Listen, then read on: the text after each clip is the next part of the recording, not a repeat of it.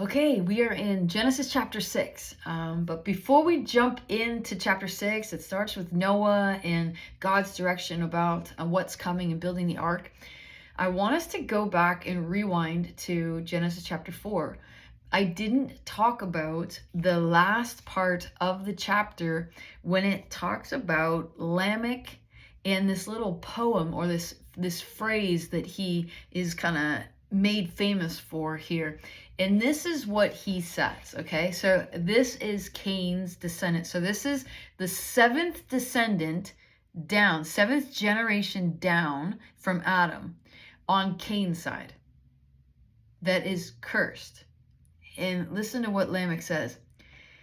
Ada and Zillah, hear my voice. Those are his wives. You wives of Lamech, listen to what I say. I have killed a man for wounding me, a young man for striking me. And then he says this, if Cain's revenge is sevenfold, then Lamech's is 77-fold. And in reading the commentaries and stuff, this is a brag that Lamech is trying to say about himself. Like, he is bragging and he is boasting of the retaliation and the revenge that he took, and that, man, if his great-great-great-great-great-great-grandfather Cain was cursed and sentenced to this, well, then you know what? 70 times sevenfold, I shall be, bring it on type deal. So that's important to note, because yesterday, or in Genesis 5, we looked at Enoch. And Enoch was given this message from God, this to prophesy and share with the people about corruption and the evil that was going on. Well, guess what? Enoch was the seventh in line, so seventh from Adam under Seth. So these are the same. They're lining up. Lamech and Enoch were the same generation. And so I didn't see that before. So Lamech is just like the corruption and wickedness and evil is being promoted and celebrated.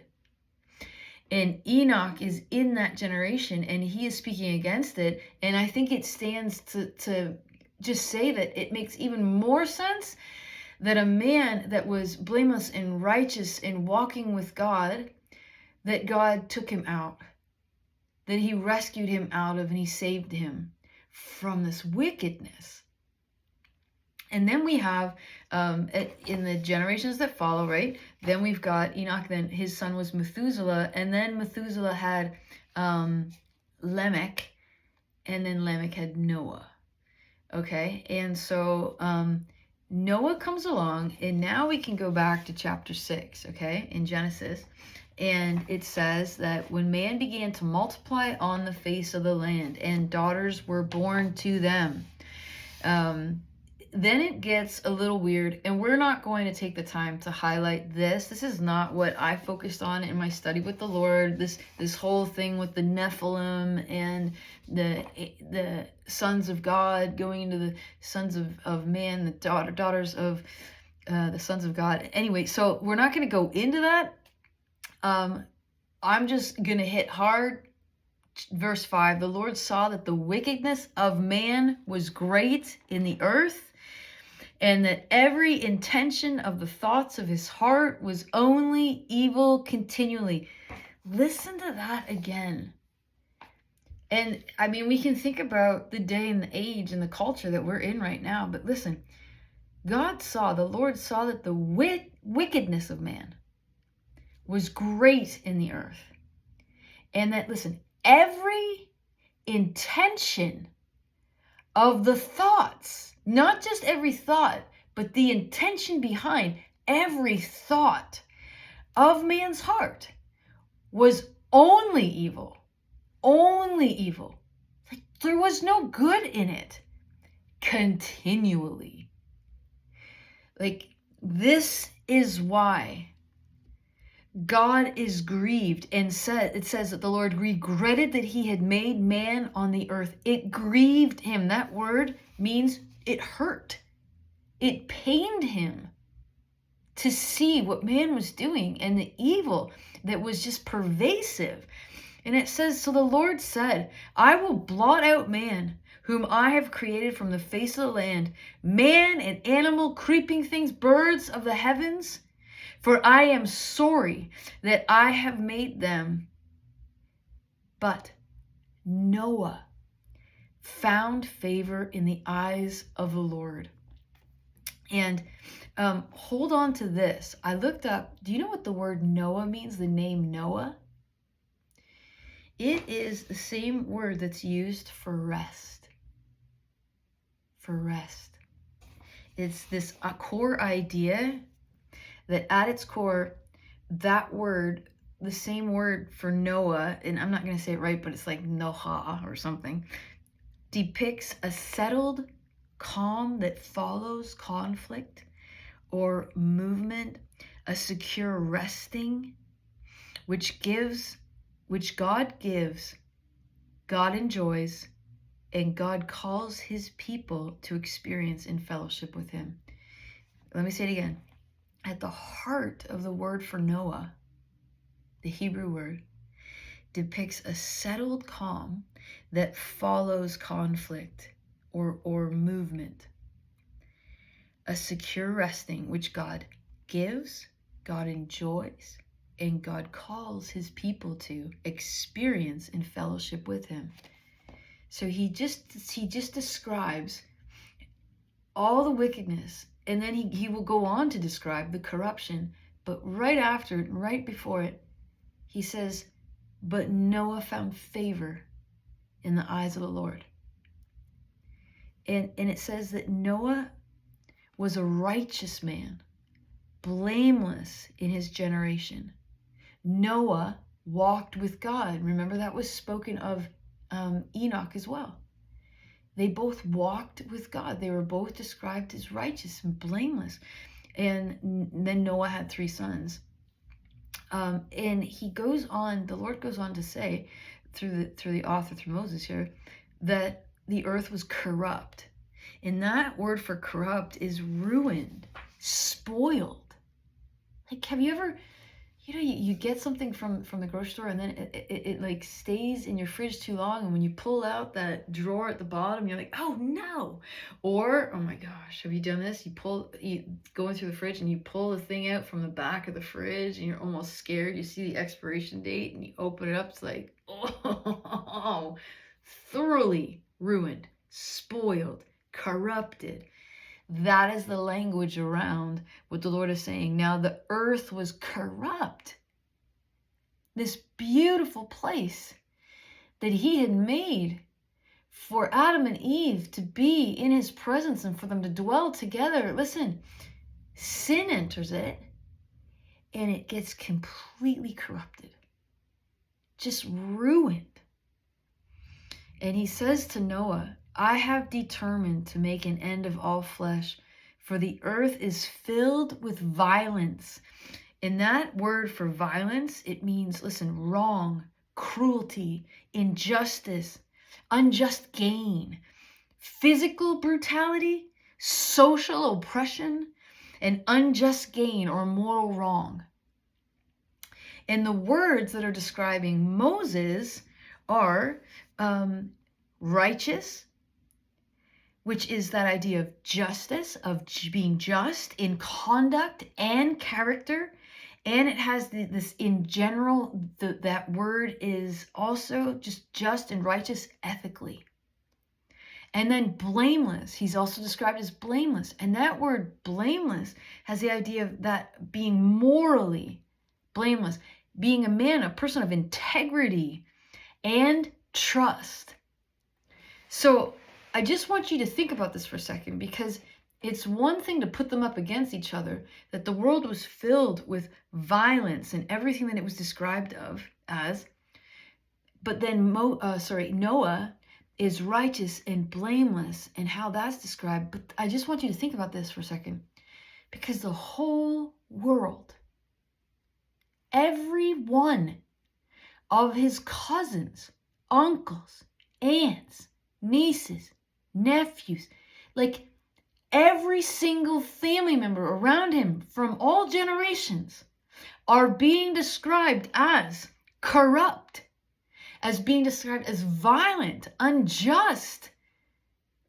And he is the only one that God says found favor in his eyes because he was seeking to walk with God and was blameless and righteous. Can you even imagine trying to live that different than every single person around you? That is Noah. That is what he's doing. And I think there's no mistake that his name means rest, to be quiet and calm. And he's walking with God. Because I don't think that it is possible to live a righteous and blameless life if we are not practicing rest and pressing into the presence of God. I don't think it's possible. And I think that that's why God really speaks so highly of how important Sabbath is. He set the precedent on the seventh day. We saw that in Genesis 1 and 2.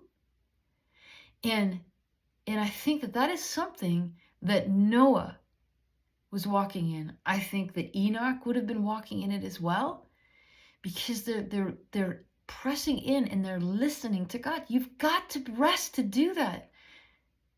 And the busyness, I think that so much of the corruption would have come with just the busyness. And you just, the further and further we drift from the presence of God, I think corruption just continues it just festers. And so this is why I think it's so important. Noah's name means rest. And here's like just a little commercial break. This is why I'm not doing 7 videos a week. I'm only doing 6. And I worked that into the schedule over the next 3 years because I was really impacted by that in the Exodus study that we just finished, of how important and the emphasis that God puts on Sabbath. And for me personally, that was I really hit home, and I'm trying to practice that, and pressing in differently on that 6th day with him. So, but that is what Noah is living in the midst of, and this is why God is grieved. Like this perfect gift of this creation that he had given man to work and keep is just, it's ruined, corrupt, because man is a part of that creation. And it's just like he's so grieved. And so then he goes on to describe exactly what he's going to do. He says, behold, I will destroy all this flesh, all this mankind. I will destroy them with the earth. And so he says in verse 14, Genesis 6, make yourself an ark of gopher wood. And then he describes how to make it. Make rooms. We're talking a triple decker here. And here's the lengths and the height and what you're supposed to use. We use pitch inside and outside. Cover it so you're waterproofing it, is what he's saying to him. And then he says, and make a roof on it. So cool. And then set the door. So that's in verse 16 is important to note. A door, one door. So one way in, one way out. And remember that this is the beginning of pictures. There's pictures all throughout Genesis. Remember, the tree of life is a picture of Jesus. This ark and the door, one way of deliverance to find salvation from judgment that's coming. One door. And so he tells them all of this.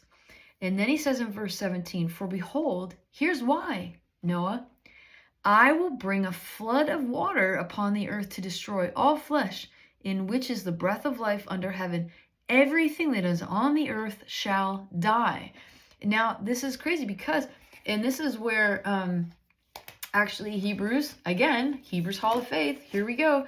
We got verse 7 is talking about Noah now. And by faith, Noah, being warned by God concerning events as yet unseen. They had never seen water fall from the sky. They'd never seen rain. Never seen rain before. the Lord would water the land by the dew that would come up and water everything. They hadn't seen rain yet. And he's telling build a boat. What? Crazy. And he says, it says, in reverent fear, Noah constructed an ark for the saving of his household. By this, he condemned the world and became an heir of the righteousness that comes by faith. So like, it's a beautiful thing that Noah, being warned by God, listen, it was in reverent fear.